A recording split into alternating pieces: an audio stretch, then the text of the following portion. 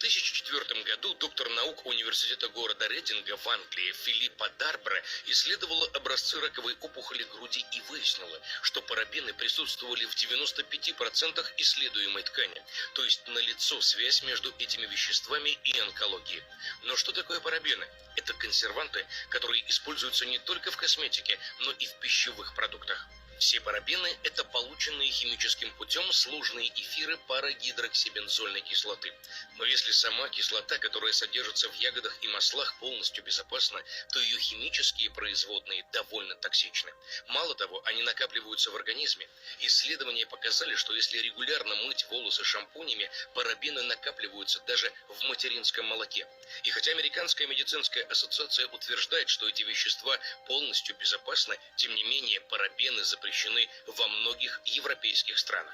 Сейчас выпускается множество шампуней и косметики с пометкой «без парабенов», но и это не всегда хорошо, потому что иногда для консервации используют еще более опасные вещества, например, формальдегид, который по определению сильнейший яд. Практически такая же ситуация с мылом. Мы уверены, чем чаще моем руки и все тело, тем надежнее мы защищены от инфекций. На деле, оказывается, все не так радужно. И вот почему.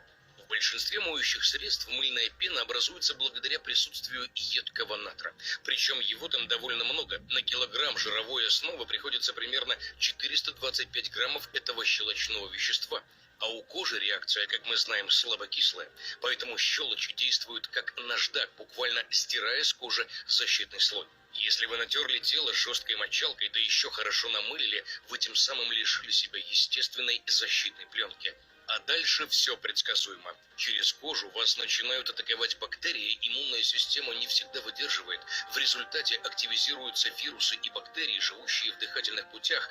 Вот почему люди, особенно маленькие дети, часто заболевают простудными заболеваниями после купания.